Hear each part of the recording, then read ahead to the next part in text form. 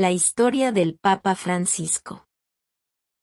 Una historia real para estudiantes de español. El comienzo. Buenos días a todos. Hoy voy a contarles una historia increíble. Es la historia de un hombre muy especial. Este hombre cambió la Iglesia Católica para siempre. Su nombre es Jorge Mario Bergoglio. Pero el mundo lo conoce como Papa Francisco. ¿Están listos para escuchar? Entonces, empecemos desde el principio. Jorge nació el 17 de diciembre de 1936. Nació en Buenos Aires, Argentina. Sus padres eran inmigrantes italianos. Su padre se llamaba Mario. Su madre se llamaba Regina. Tenían 5 hijos en total.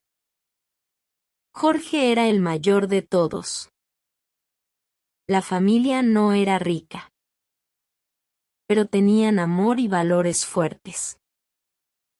El padre trabajaba como contador. La madre era ama de casa. Vivían en el barrio de Flores. Era un barrio obrero y humilde. Jorge creció rodeado de trabajadores. Aprendió el valor del trabajo duro. Aprendió a respetar a todas las personas. Estas lecciones marcaron su vida para siempre. De joven, Jorge era un chico normal. Le gustaba el fútbol, como a todos los argentinos. Era fanático del Club San Lorenzo. Bailaba el tango con entusiasmo. Tenía una novia en su juventud. Sí, el futuro papa tuvo novia. Se llamaba Amalia Damonte. Pero su vida cambió de repente. El llamado. Un día, Jorge tuvo una experiencia profunda. Tenía 17 años de edad.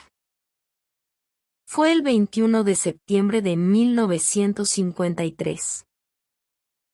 Era el día de la primavera en Argentina.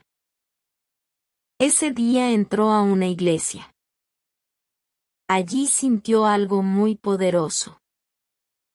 Sintió que Dios lo llamaba.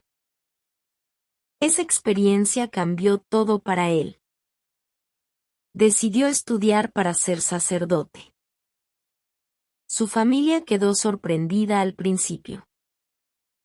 Pero lo apoyaron siempre. En 1958, Jorge entró al seminario. Estudió filosofía y teología. Era un estudiante muy inteligente. Leía mucho y pensaba profundamente. Pero la vida tenía más pruebas para él. A los 21 años, Jorge enfermó gravemente. Tuvo una neumonía muy seria. Los doctores tuvieron que quitarle parte del pulmón. Fue una cirugía peligrosa y dolorosa. Pasó semanas en el hospital. Su vida estuvo en riesgo. Durante esa enfermedad, Jorge aprendió mucho. Aprendió sobre el sufrimiento humano. Aprendió a tener compasión. Aprendió que la vida es frágil. Una monja llamada Dolores lo cuidó. Ella le enseñó una lección importante: el dolor se vive como Cristo. Jorge nunca olvidó esas palabras. En 1969, Jorge fue ordenado sacerdote. Tenía 32 años. Era un momento muy feliz. Su familia estaba orgullosa. Su abuela Rosa, especialmente, estaba emocionada. Ella le había enseñado a rezar. Ella le había contado historias de fe. Jorge siempre recordó sus enseñanzas con cariño. Años difíciles. Ahora viene una parte oscura de la historia. En 1973, Jorge se convirtió en provincial jesuita. Era un líder importante a los 36 años. Pero Argentina estaba entrando en tiempos terribles. En 1976 comenzó la dictadura militar. La dictadura fue brutal y sangrienta. Miles de personas desaparecieron. Las llamaban los desaparecidos. El gobierno militar secuestraba a sus críticos. Los torturaban y los mataban. Era un periodo de terror absoluto. Durante este tiempo, surgió una controversia. 2 sacerdotes jesuitas fueron secuestrados. Se llamaban Orlando Yoyo y Francisco Jalex. Trabajaban en Villas Miseria de Buenos Aires. Estos son barrios muy pobres. Los sacerdotes ayudaban a los pobres. Los militares pensaron que eran subversivos. Los secuestraron en mayo de 1976. Los llevaron a un centro de tortura. Estuvieron cautivos durante 5 meses. Sufrieron torturas horribles. Temían por sus vidas cada día. La pregunta surgió después: ¿Jorge hizo suficiente para salvarlos? Algunos dijeron que no los protegió. Otros dijeron que trabajó en secreto. Dijeron que habló con el almirante Macera. Dijeron que negoció su liberación. La verdad es compleja y dolorosa. El padre Jálix perdonó a Jorge públicamente. Dijo que no había resentimiento. Pero las dudas persistieron durante años. Fue una sombra en su pasado. Una sombra que lo perseguiría. Esta controversia dividió a muchos argentinos. Sin embargo, hay otra parte de la historia. Jorge salvó a muchas otras personas. Les dio documentos falsos. Les dio refugio en propiedades jesuitas. Arriesgó su propia vida haciendo esto. Pero lo hizo en silencio y secreto. El ascenso. Los años pasaron. Jorge continuó su trabajo. En 1992 fue nombrado obispo auxiliar. 5 años después, en 1997, se convirtió en arzobispo. Era el arzobispo de Buenos Aires. Era una posición muy importante. Como arzobispo, Jorge hizo algo inusual. No vivió en el palacio episcopal. En cambio, vivió en un apartamento simple. Cocinaba su propia comida. Viajaba en autobús o en metro. La gente lo veía en la calle. Era un obispo del pueblo.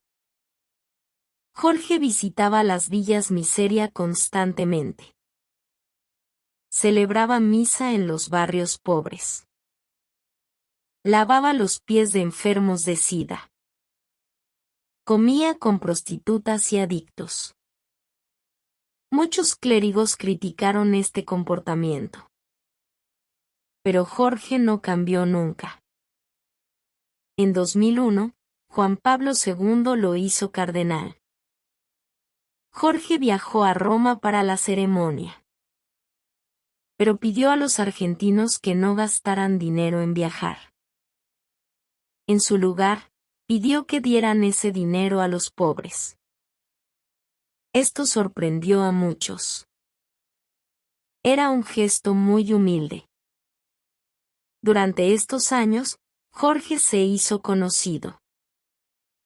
Era un defensor de los pobres. Era crítico del neoliberalismo económico. Decía que el sistema creaba desigualdad. Decía que marginaba a los débiles. Sus sermones eran directos y fuertes. Conflictos políticos. En 2010 surgió otra gran controversia.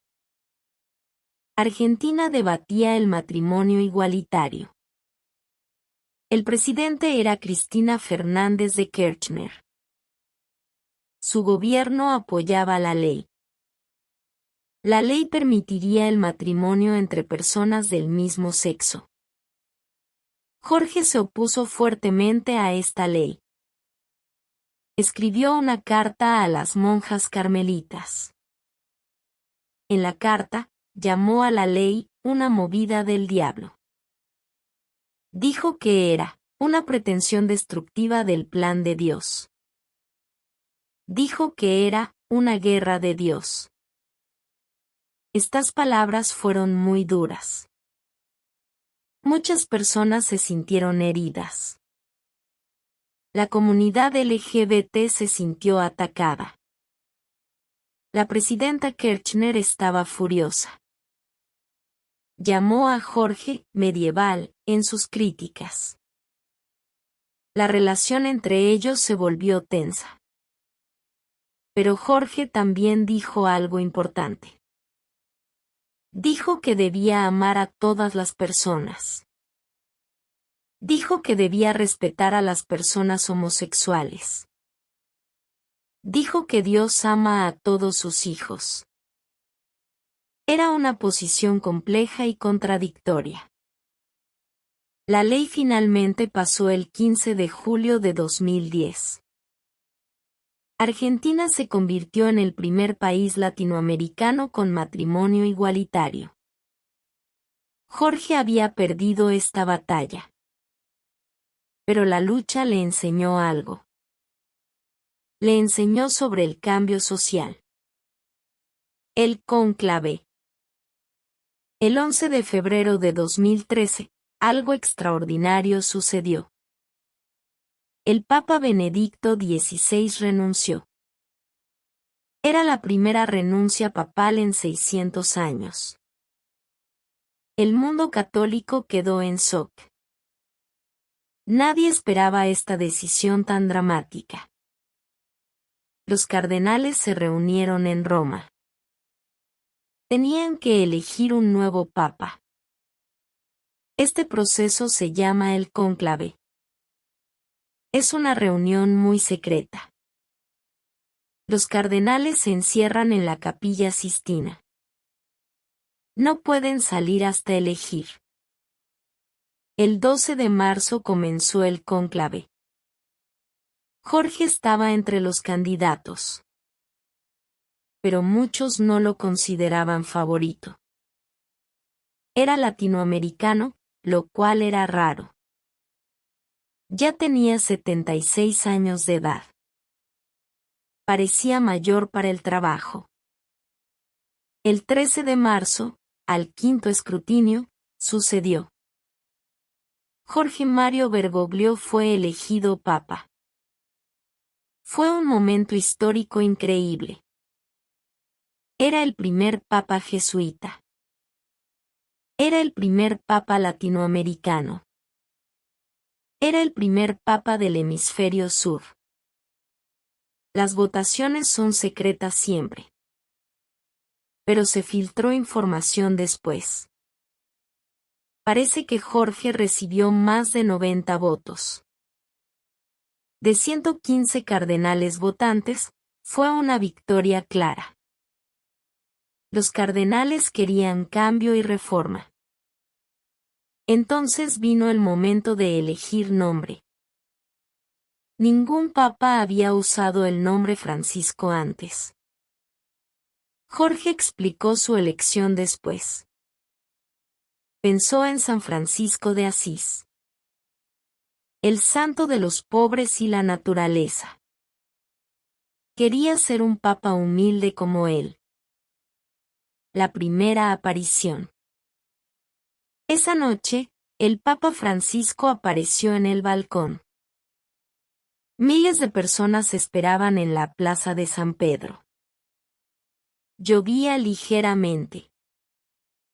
Todos tenían paraguas.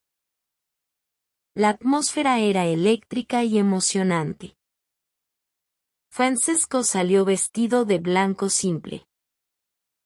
No llevaba la estola roja tradicional. No llevaba la museta de armiño. Su vestimenta era muy sencilla. Los observadores lo notaron inmediatamente. Sus primeras palabras fueron simples y directas. Dijo, buonasera, buenas noches. La multitud rugió con alegría. Luego pidió que rezaran por él. Inclinó la cabeza en silencio. Miles oraron por su nuevo papa. Después de la bendición, hizo algo inusual. No tomó el coche papal blindado. En cambio, subió al autobús con los cardenales. Regresó a su hotel a pagar la cuenta. Los otros cardenales quedaron sorprendidos. Al día siguiente, no se mudó al Palacio Papal. Se quedó en la Casa Santa Marta. Es una residencia más simple para visitantes. Hasta hoy sigue viviendo allí. Dice que necesita estar con gente. No quiere vivir aislado. Un nuevo estilo. Francisco comenzó a cambiar muchas cosas inmediatamente. Su estilo era diferente a todos los papas anteriores. Era más informal y accesible. Hablaba con lenguaje simple y directo. En su primera misa como papa, dio un sermón sobre la misericordia. Dijo que la Iglesia debe ser como un hospital de campaña. Debe curar heridas primero. Debe preguntar documentos después. Esta imagen resonó en el mundo. Francisco empezó a hacer llamadas telefónicas personales. Llamaba a personas comunes. Llamaba a enfermos y sufrientes. Una mujer argentina casi no le creyó. Pensó que era una broma. Pero era realmente el Papa. Rechazó vivir en lujo. Rechazó los zapatos rojos papales. Usaba los mismos zapatos negros de siempre. Rechazó el anillo de oro tradicional. Eligió uno de plata simple. Cada gesto enviaba un mensaje. El Papa Francisco también cambió la comunicación papal. Empezó a usar las redes sociales activamente. Su cuenta de Twitter creció rápidamente. Millones de personas seguían sus mensajes. Era el Papa de la era digital. Reformando el Vaticano. El Vaticano tenía muchos problemas cuando Francisco llegó. Había escándalos financieros graves. Había corrupción en el Banco del Vaticano. Había filtraciones de documentos secretos. La curia romana estaba dividida. Francisco formó un consejo de 8 cardenales. Los llamó C8 o C9. Su misión era reformar la curia. Venían de diferentes continentes. Representaban a toda la Iglesia mundial. El Papa contrató expertos financieros externos. Auditaron todas las cuentas del Vaticano. Encontraron irregularidades serias. Encontraron cuentas secretas y malversaciones. Algunos cardenales fueron investigados. Francisco no tuvo miedo de actuar. Despidió a varios funcionarios poderosos. Cerró cuentas bancarias sospechosas. Impuso nuevas reglas de transparencia. Muchos en la curia lo resistieron. Un caso famoso fue el del Cardenal Pau. Era el prefecto de Economía del Vaticano. Fue acusado de abuso sexual en Australia. El caso dividió a la Iglesia. Él fue condenado primero. Luego fue absuelto en apelación. El escándalo de abusos. Quizás el problema más grave que enfrentó Francisco fue el escándalo de abusos sexuales. Durante décadas, sacerdotes abusaron de niños. La Iglesia lo encubrió sistemáticamente. Las víctimas sufrieron en silencio. Cuando Francisco se convirtió en papa, las revelaciones continuaban. Casos en Irlanda, Estados Unidos, Chile, Australia. El horror era global. La confianza en la Iglesia se derrumbó. Francisco prometió tolerancia cero. Estableció una comisión sobre protección de menores. Incluyó víctimas en la comisión. Cambió las leyes canónicas. Hizo más fácil expulsar a abusadores. Pero muchos criticaron que actuaba demasiado lento. En Chile, defendió al obispo Barros inicialmente. Barros fue acusado de encubrir abusos. Las víctimas protestaron fuertemente. Francisco las llamó calumniadores al principio. Después Francisco reconoció su error. Envió investigadores a Chile. El informe fue devastador. Mostró un patrón de encubrimiento. Francisco pidió perdón públicamente. Fue un momento de humildad importante. Todo el episcopado chileno ofreció su renuncia. Era un gesto sin precedentes. Francisco aceptó varias renuncias. Fue un momento de cambio dramático. Pero el dolor de las víctimas no desapareció. El caso M.C. Carrick en Estados Unidos fue otro escándalo. Theodore M.C. Carrick era un cardenal poderoso. Abusó de seminaristas durante décadas. Todos sabían pero nadie actuaba. Francisco lo expulsó del clero finalmente. Un papa de los pobres. A pesar de las controversias, Francisco mantuvo su enfoque en los pobres. En julio de 2013 visitó Lampedusa. Es una isla italiana donde llegan refugiados. Miles de africanos murieron intentando cruzar el mar. Francisco celebró misa en la playa. Usó objetos encontrados en el mar. El altar era una barca de refugiados. El cáliz era hecho de madera de naufragio. Su sermón condenó la globalización de la indiferencia. Dijo que todos somos responsables. Preguntó, ¿dónde está tu hermano? Era una referencia bíblica a Caín y Abel. Lloró por los muertos anónimos. Su emoción era genuina y profunda. Francisco visitó favelas en Brasil.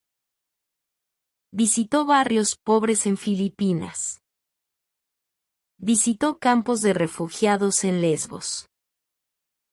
Siempre iba a los lugares olvidados. Siempre buscaba a los marginados. En 2015 publicó la encíclica Laudato Si.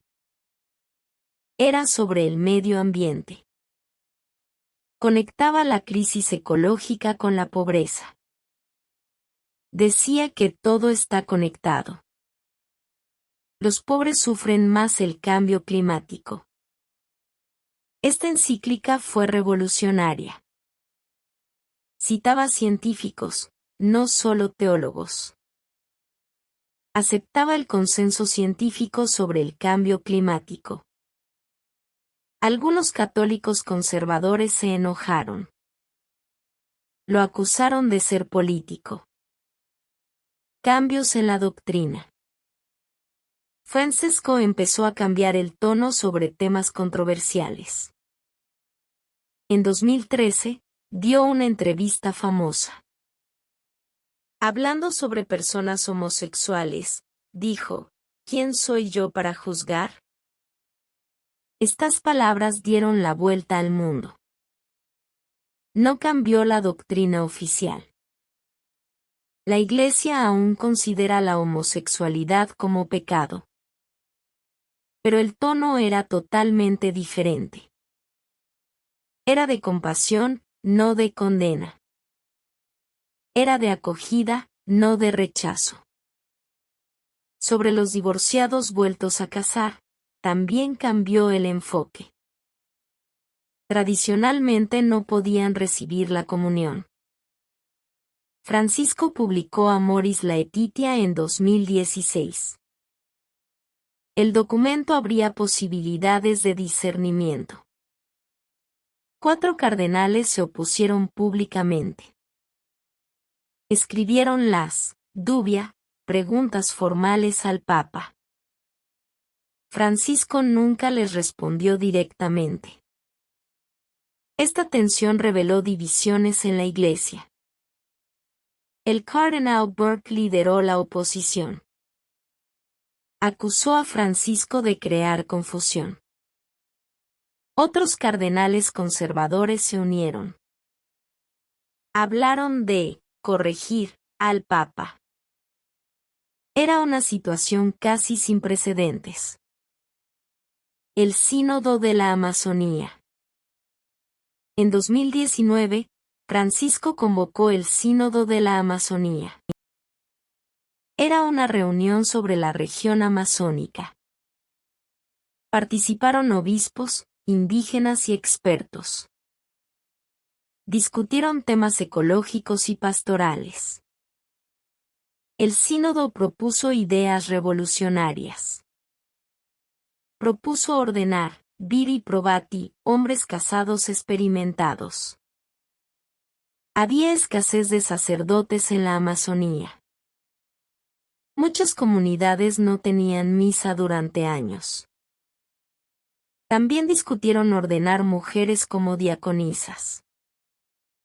Las mujeres hacían ya mucho trabajo pastoral. ¿Por qué no reconocerlo oficialmente? Era una pregunta polémica y divisiva. El sínodo incluyó ceremonias indígenas.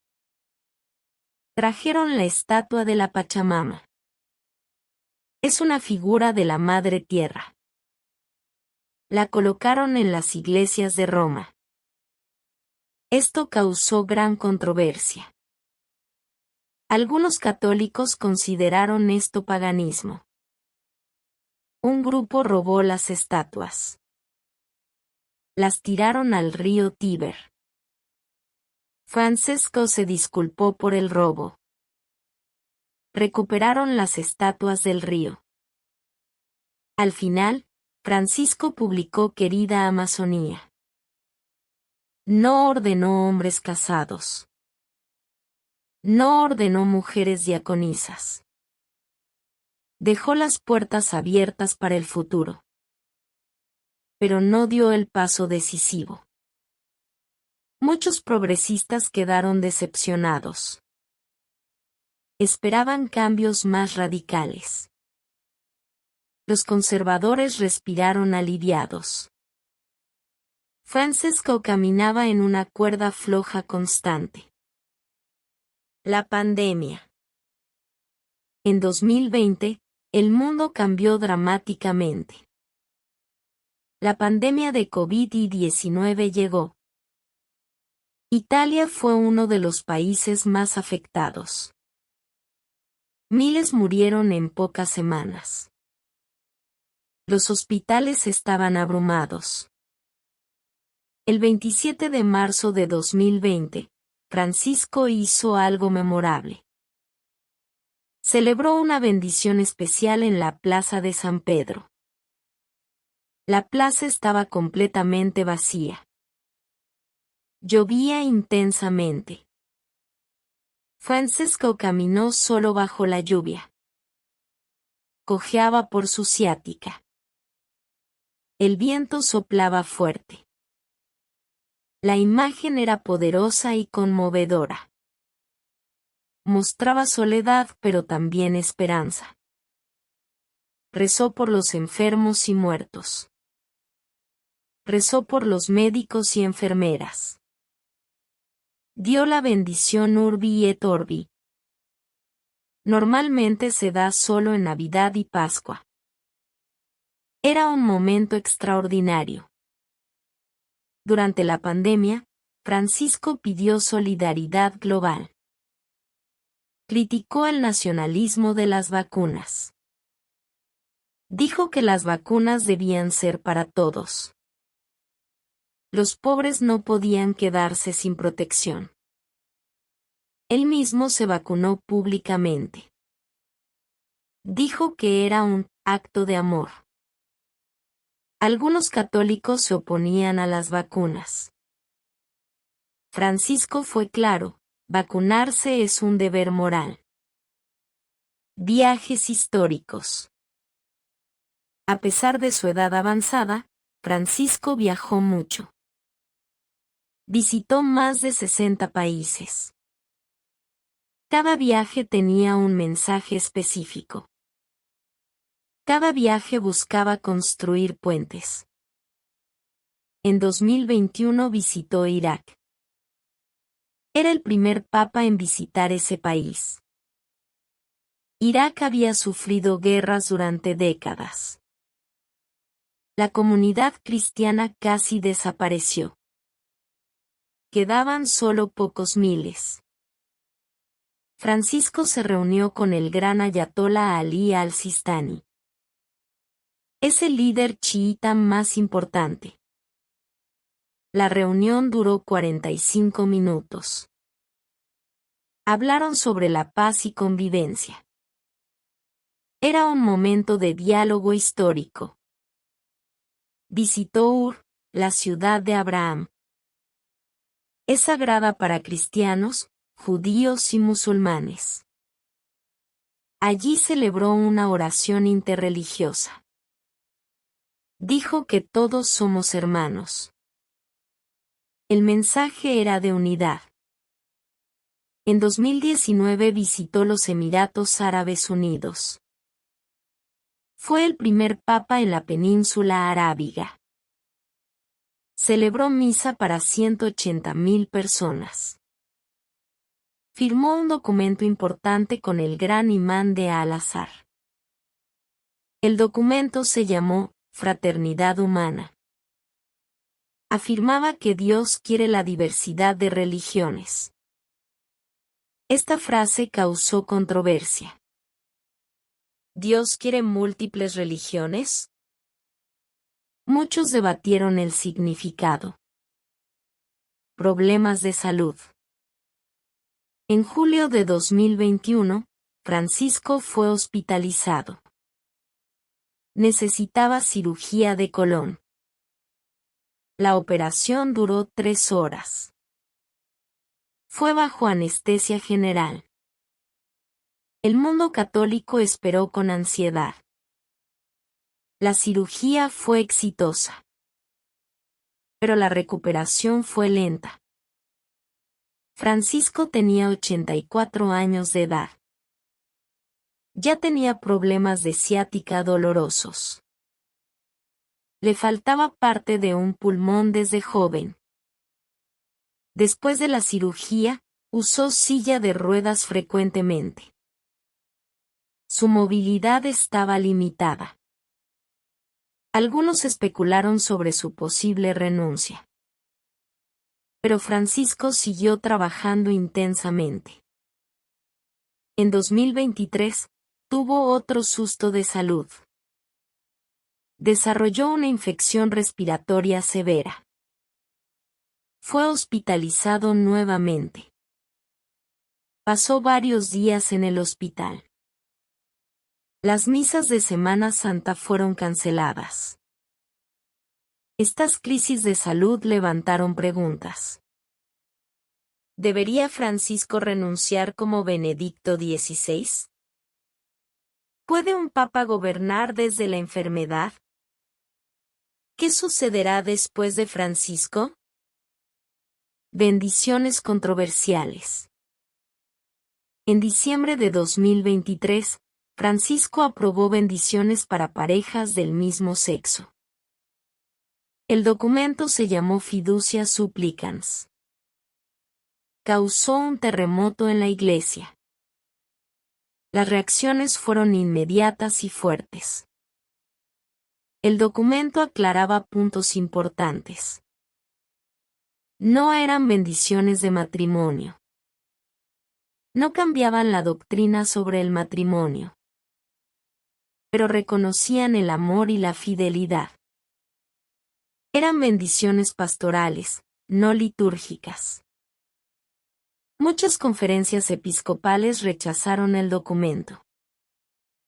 Los obispos africanos fueron especialmente críticos. Dijeron que contradecía la cultura africana. Dijeron que confundía a los fieles. En Polonia y otros países europeos también hubo oposición. Algunos sacerdotes dijeron que nunca darían tales bendiciones. Otros celebraron la apertura. La iglesia estaba claramente dividida. La comunidad LGBT tuvo reacciones mixtas. Algunos celebraron el gesto. Otros dijeron que no era suficiente. Querían igualdad completa. Querían matrimonio, no solo bendiciones. Reformas en la curia. En 2022, Francisco implementó la reforma más grande de la curia en décadas. Publicó Praedicate Evangelium.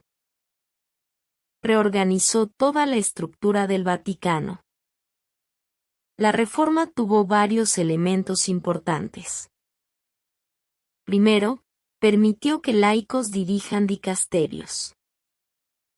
Antes solo clérigos podían hacerlo. Ahora mujeres y hombres laicos podían liderar. De hecho, nombró a varias mujeres en posiciones altas. La hermana Natalie Backworth fue la primera mujer con voto en un sínodo.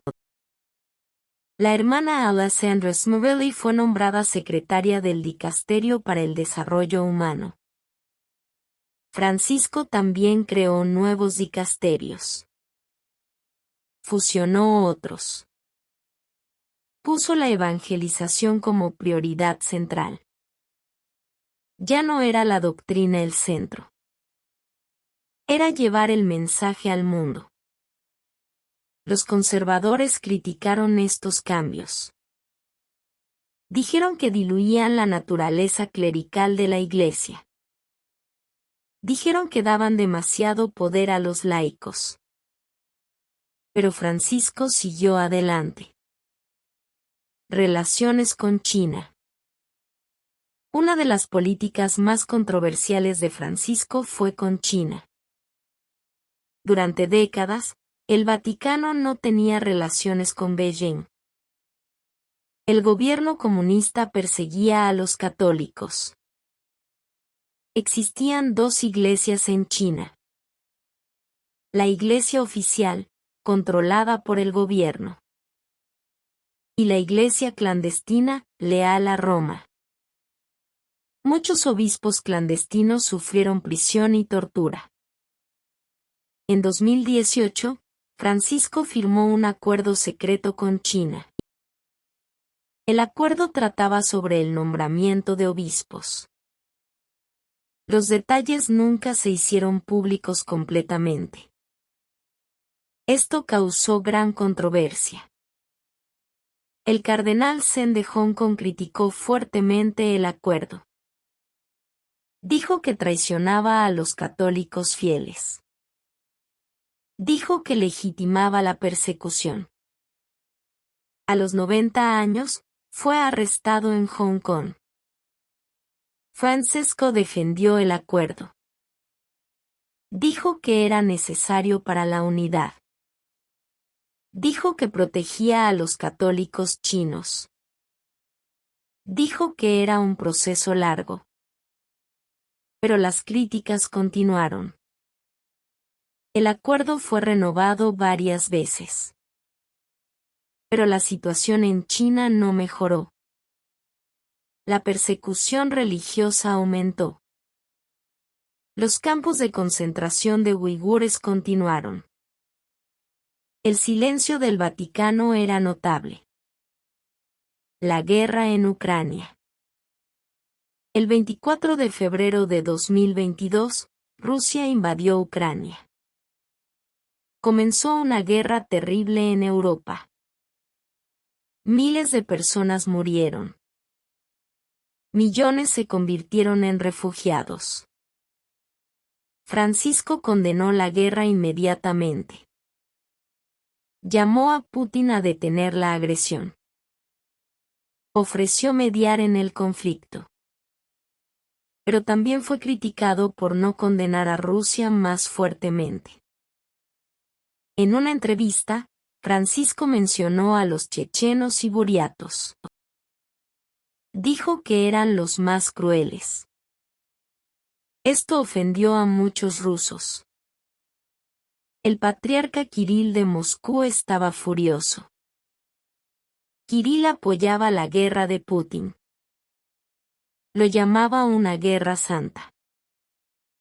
Francisco intentó llamarlo. Kirill rechazó la llamada. La división entre Roma y Moscú se profundizó. Francisco envió al cardenal Zuppi a mediar. Zuppi viajó a Moscú y Kiev. Intentó negociar corredores humanitarios. Intentó intercambios de prisioneros. Los resultados fueron limitados. El proceso sinodal. En 2021, Francisco lanzó un proceso sinodal mundial. Se llamó Sínodo sobre la Sinodalidad. Era un proceso de consulta global. Millones de católicos participaron. El proceso tenía varias fases. Primero, consultas locales en parroquias. Luego, síntesis nacionales y continentales. Finalmente, 2 asambleas en Roma. La primera fue en octubre de 2023. Los temas discutidos fueron amplios. Papel de las mujeres en la Iglesia. Acogida de personas LGBT. Descentralización del poder. Transparencia y rendición de cuentas. Formación del clero. Por primera vez, no solo obispos votaron. Hubo laicos con voto. Hubo mujeres con voto. Era un cambio histórico en cómo se toman decisiones. Los conservadores estaban muy preocupados. Temían que cambiara demasiado. Algunos hablaban de cisma. Otros decían que el proceso era manipulado. Los progresistas tenían esperanzas altas. Esperaban ordenación de mujeres diaconisas. Esperaban cambios en la doctrina sexual. Esperaban más democracia en la Iglesia. Críticas desde adentro. Francisco enfrentó oposición dentro de la Iglesia constantemente. El arzobispo Vigano fue el crítico más vocal. Acusó a Francisco de encubrir abusos. Pidió su renuncia públicamente. Vigano escribió cartas largas y públicas. Las distribuyó por Internet. Acusaba a Francisco de herejía. Acusaba a la mayoría de cardenales de corrupción. Sus acusaciones eran graves. Muchas de las acusaciones de Vigano fueron desmentidas. Pero tenía seguidores leales. Especialmente en Estados Unidos. Algunos grupos católicos ultraconservadores lo apoyaban. El cardenal Serra también criticó a Francisco indirectamente. Publicó libros cuestionando las reformas. Hablaba de defender la verdadera liturgia. El mensaje era claro. Francisco manejó la oposición con paciencia. No respondió directamente a los ataques. Siguió adelante con sus reformas. Pero el costo emocional era evidente. Legado ambiental. Laudato Si sigue siendo uno de los documentos más importantes de Francisco. Inspiró un movimiento global. Católicos comenzaron a actuar sobre el cambio climático.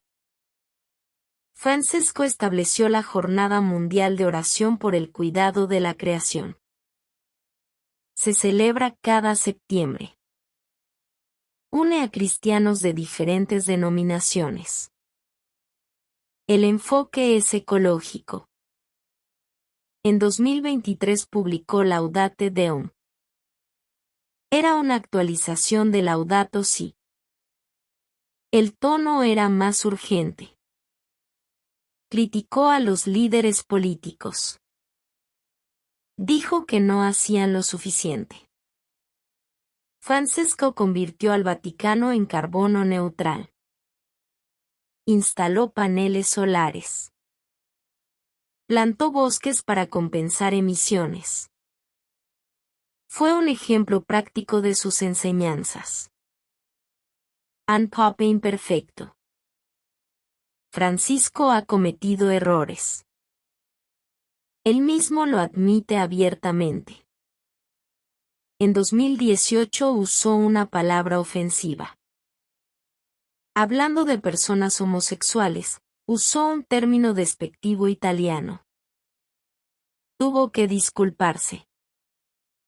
En Argentina, algunos lo acusan de ser demasiado político. Otros dicen que fue demasiado pasivo durante la dictadura. Estas sombras del pasado lo siguen. Su manejo inicial del caso chileno fue desastroso.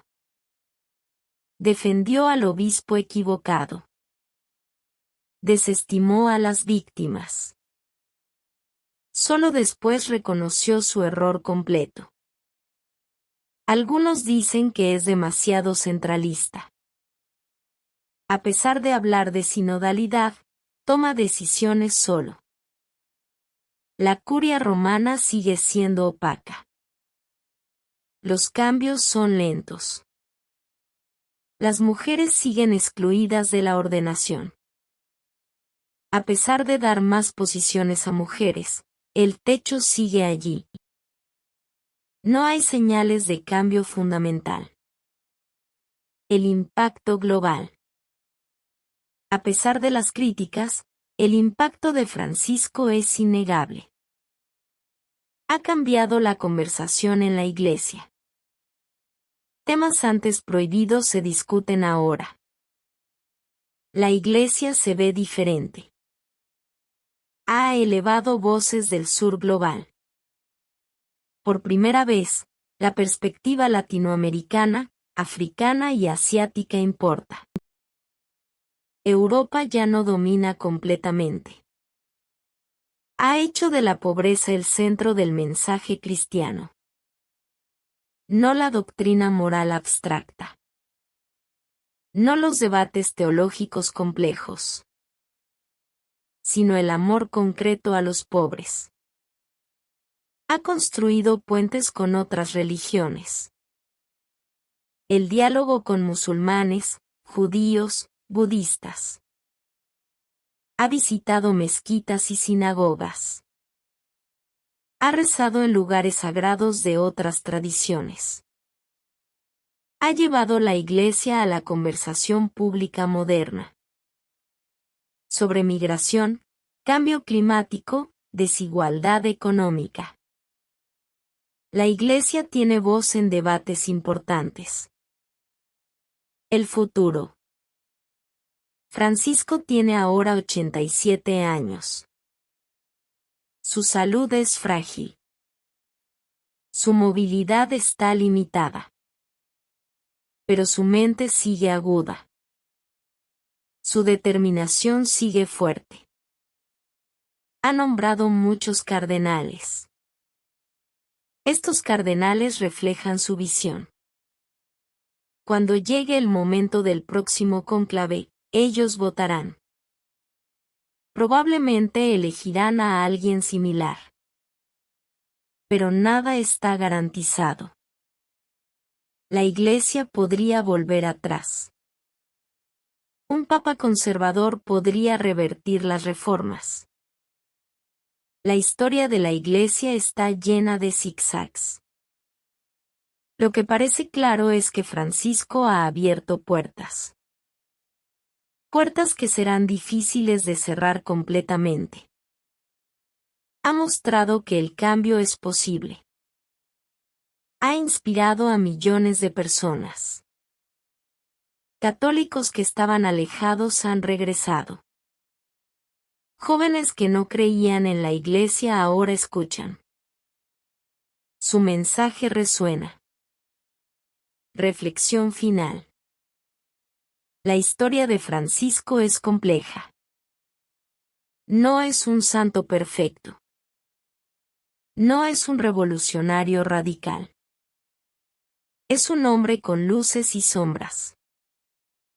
Viene de un país marcado por la violencia. Creció en un tiempo de dictaduras. Navegó aguas políticas turbias. Tomó decisiones difíciles. Algunas buenas, otras cuestionables. Pero también es un hombre de fe profunda. Cree genuinamente en el Evangelio. Cree en poner a los pobres primero. Cree en la misericordia sobre el juicio. Ha enfrentado oposición feroz. Desde dentro y fuera de la Iglesia. Pero no se ha rendido. Sigue adelante cada día. A pesar del dolor y las críticas. Su pontificado ha sido controversial. Ha dividido tanto como ha unido. Esto es inevitable cuando se busca el cambio. El cambio real siempre genera resistencia. Para algunos es un héroe. El Papa que salvó a la Iglesia. El que la hizo relevante nuevamente. El que recuperó el mensaje de Jesús. Para otros es un problema.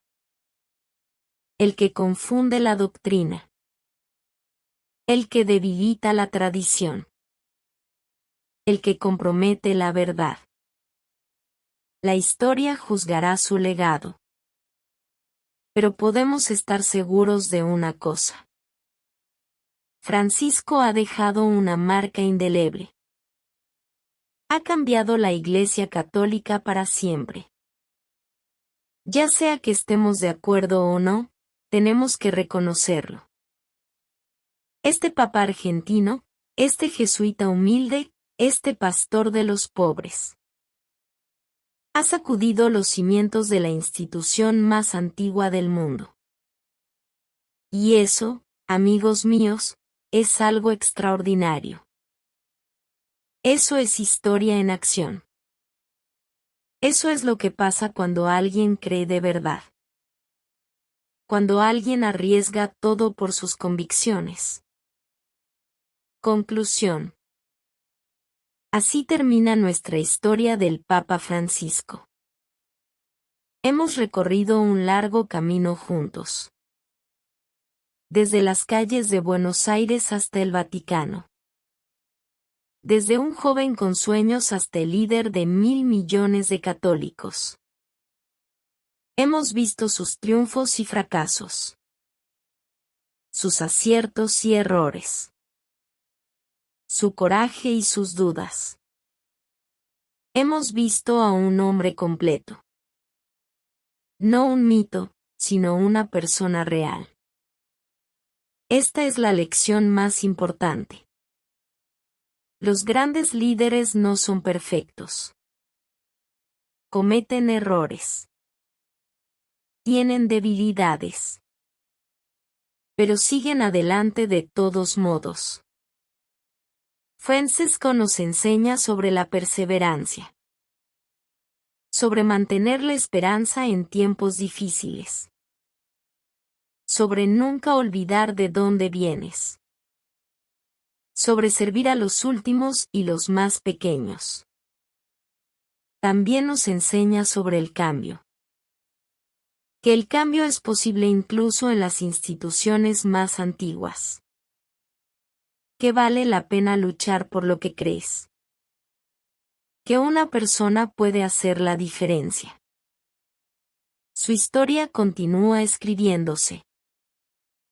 Cada día trae nuevos desafíos. Cada día trae nuevas oportunidades. El final aún no está escrito. El capítulo final todavía está en blanco. Pero una cosa es segura.